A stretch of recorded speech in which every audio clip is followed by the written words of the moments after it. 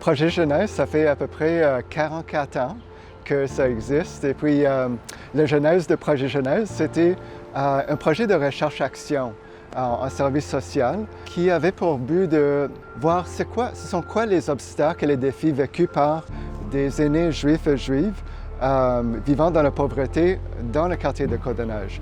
Et puis, en réfléchissant là-dessus, il y avait la question, est-ce que ça devrait être une initiative pour les personnes juives? La réponse était, oui, et avec tout le monde, avec toutes les communautés ensemble, parce qu'ils partagent une même réalité sociale et ensemble pourraient avoir de meilleurs résultats pour changer la pauvreté.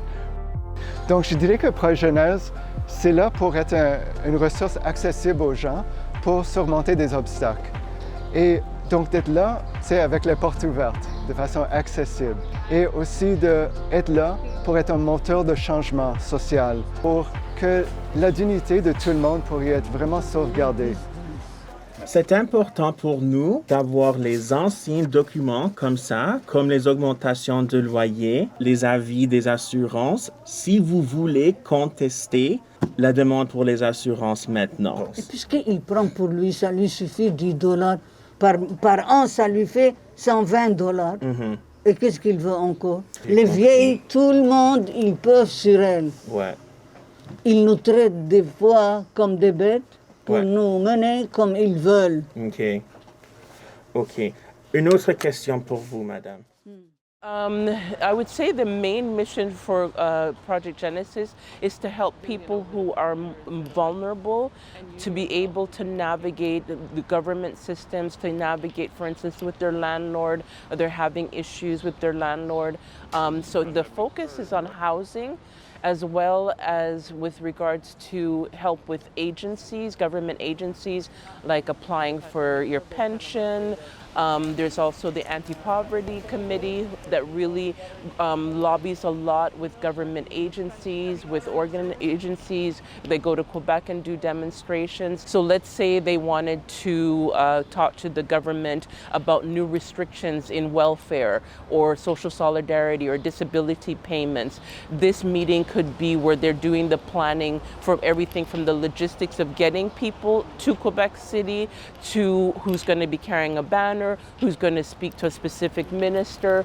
So they really think outside of the box. It's not just, okay, we're fighting against poverty, and it's sort of this blanket thing. It's very much hands-on. Donc, lié au service individuel, il y a toujours l'organisation communautaire pour vraiment aller au fond avec des résidents pour changer des obstacles de façon plus systémique, pour avoir plus de justice sociale, d'améliorer les conditions de vie, par exemple les logements.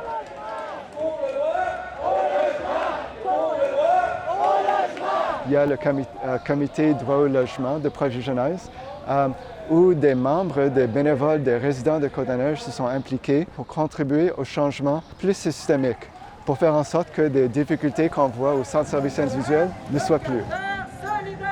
Locataires en colère, locataires solidaires, locataires en colère, locataires solidaires, locataires en colère, locataires solidaires. Alors, nous sommes ici aujourd'hui comme Projet Jeunesse pour représenter les locataires vulnérables, pour lutter contre les évictions frauduleuses et pour montrer au gouvernement on est tanné, on a besoin de contrôler les loyers maintenant. Nous attendons un contrôle obligatoire et universel des loyers en Montréal. Effectivement, il y a une action de mobilisation, il y a une action de travailler sur des causes systémiques pour arriver à un résultat de changement social qui vise à améliorer les standards de vie des résidents de Côte-des-Neiges et aussi les conditions de vie, par exemple les conditions insalubres des logements. Hello, Miss. I'm here from Project Genesis. It's about telling you that we're offering service for people who need help with their housing. Like for example, if you have issues like bed bugs, like rats. Le projet Squad, c'est juste concentré dans le quartier de Côte-des-Neiges. C'est de la sensibilisation express en matière de salubrité en logement. C'est souvent de l'insalubrité des familles qui vivent dans des logements un peu trop petits pour le nombre de personnes. Souvent, il y a des rats, différents vermines comme des punaises de lit, coquerelles, toutes sortes de problèmes de salubrité auxquels je fais face au quotidien. Puis c'est des gens qui tolèrent le problème pendant très longtemps et qui en parlent aux propriétaires depuis des années sans que quoi que ce soit bouge. Donc, le squat de salubrité, on va accompagner les familles puis les nouveaux arrivants dans le besoin qui ne maîtrisent pas la langue, qui ne maîtrisent pas le processus. Souvent des personnes marginalisées, des personnes seules.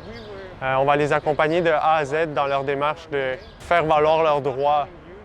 Ça peut aller au tribunal administratif du logement, ça peut être juste des inspecteurs, ça peut être juste une lettre de mise en demeure, idéalement. No problem, just promoting the service that we have. Aujourd'hui, le 1er juillet, journée de déménagement, projet Genèse, l'œil et projet Action, on fait une sortie spéciale, comme on pourrait dire.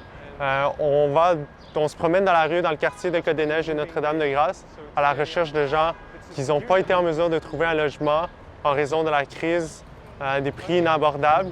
Donc, on espère idéalement trouver le moins de gens possible, mais ça peut arriver qu'il y ait des gens qui n'ont toujours pas trouvé de logement aujourd'hui. Donc, on va les référer au service de la ville. Ils ont des immeubles temporaires qui pourraient les dépanner pendant quelques jours d'ici qu'ils finissent leur recherche ou qu'ils trouvent quelque chose de plus adéquat. Au sein de notre travail d'organisation communautaire, on est vraiment à la recherche de solutions de long terme, sur des décennies, pas juste de réagir à une situation ponctuelle. Donc, quelque chose de très important, par exemple, c'est le développement suffisant de logements sociaux. Il y a dans le Côte-des-Neiges un terrain public, l'ancien hippodrome de Montréal, Blue Bonnet, qui est une opportunité une fois dans la vie pour qu'il soit transformé dans un endroit pour répondre aux besoins des résidents de Côte-des-Neiges vivant dans la pauvreté. Un défi auquel on contribue beaucoup d'énergie parce que ça vaut la peine. Le logement social, c'est une solution à long terme pour faire face à la pauvreté. Blue Bonnets used to be a racetrack, and now it's under the hands of the City of Montreal, and it's the biggest public piece of land left here in Montreal. And since the beginning, the members of our community at Project Genesis have been really passionate about Blue Bonnet because we think that there should be social housing at Blue Bonnet. And after consultation with other community groups and members of those groups, the demand is that there should be at least 2,500 social housing units in Blue Bonnets. So today we had a meeting with some members of the City of Montreal and of the Borough of Côte-des-Neiges NDG. And the Comité de Pilotage will eventually be part of that shared governance program where the decisions about Blue Bonnets will be made.